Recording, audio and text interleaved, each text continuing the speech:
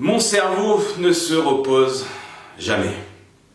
Je suis Florent Rousset, coach professionnel. J'accompagne les femmes, notamment entrepreneuses, particulièrement zébrées, intuitives, connectées, hypersensibles, enfin quelque part atypiques, et qui bien souvent ont un petit vélo qui trotte dans la tête tout le temps. Alors vous me direz, avoir un vélo qui trotte dans la tête tout le temps, penser beaucoup, avoir de la charge mentale, être préoccupé, ce n'est pas une affaire que de personnes zébrées, atypiques ou au potentiel. Effectivement, le fait de gérer ces multiples pensées, d'avoir ce vélo qui tête dans la tête et le fait de penser trop, n'est pas un phénomène unique aux personnes atypiques.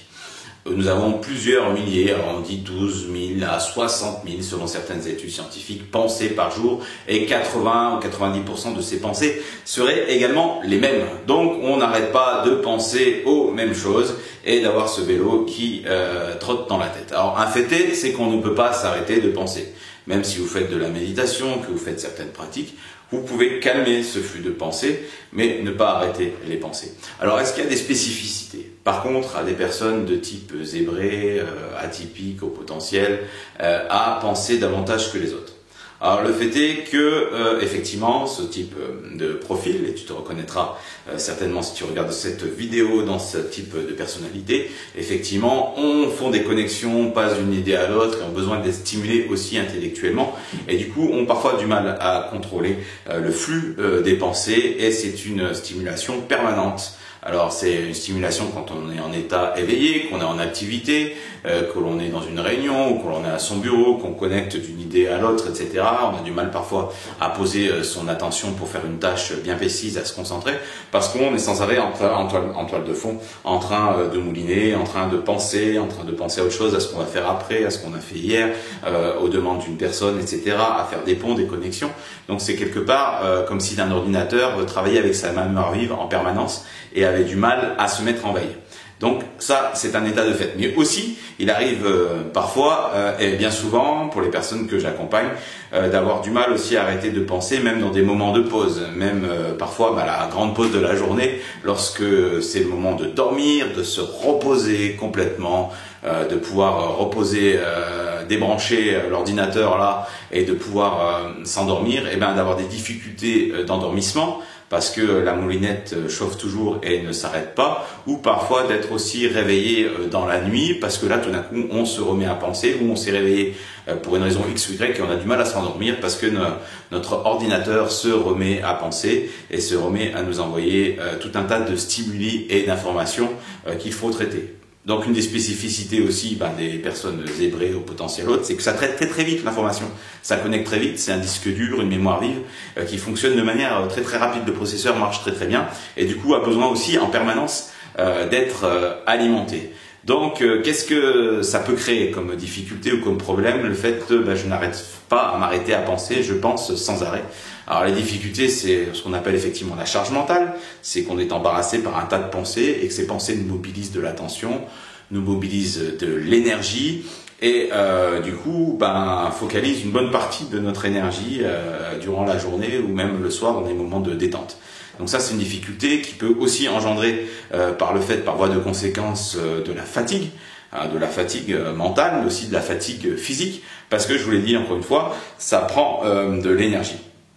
Et parfois aussi, ça nous rend difficile le fait d'être attentif, d'être focus, d'avoir de l'attention pour aller faire une tâche jusqu'au bout, sans être parasité par tout un tas d'autres pensées, toute une tas d'autres tâches, etc., qui sont en arrière-plan.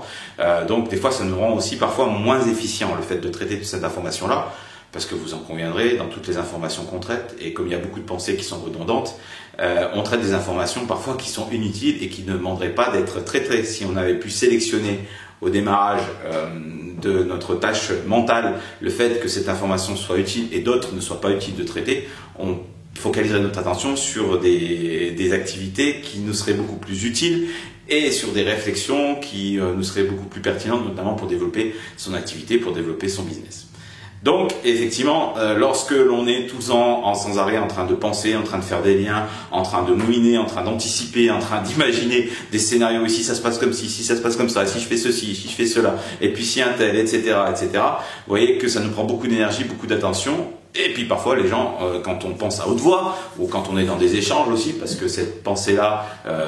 le fait de ne pas s'arrêter de penser, c'est aussi dans les interactions avec les autres, bah, ça peut aussi perdre les autres, qui ont du mal à suivre, du mal à savoir où on va, et qui essayent de courir après notre petit vélo, ils essayent de courir derrière pour essayer de nous suivre et de nous comprendre. Donc vous savez certainement de quoi je parle, notamment si vous êtes dans un poste de dirigeant d'entreprise ou manager, ou vous travaillez avec des clients ou des partenaires, parfois ils ont aussi du mal à vous suivre et du mal à suivre la moulinette qui peut avoir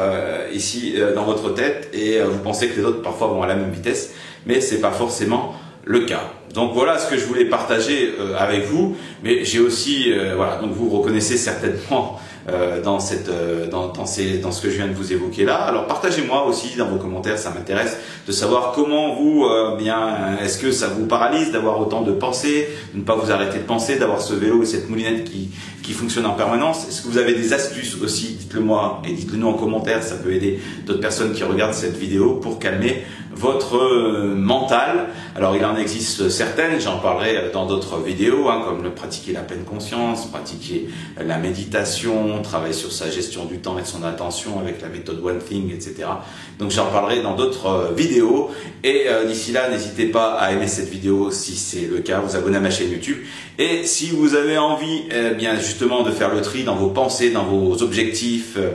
dans vos projets, et que vous avez besoin de poser votre mental pour le mettre à contribution, que ce soit un outil au service du développement de votre entreprise et de vos motivations les plus profondes, je vous invite sans plus tarder à prendre un appel téléphonique avec moi pour faire un entretien de diagnostic. Vous trouverez le lien directement dans le descriptif de cette vidéo pour pouvoir planifier dans mon agenda cette rencontre par visio ou par téléphone. Voilà. Donc j'espère que cette vidéo vous aura éclairé et que bien effectivement vous aurez du coup quelques éléments aussi pour vous mettre en action et puis hacker votre cerveau pour pouvoir penser moins et agir plus. Et j'aurai le plaisir de vous retrouver dans d'autres vidéos. À bientôt.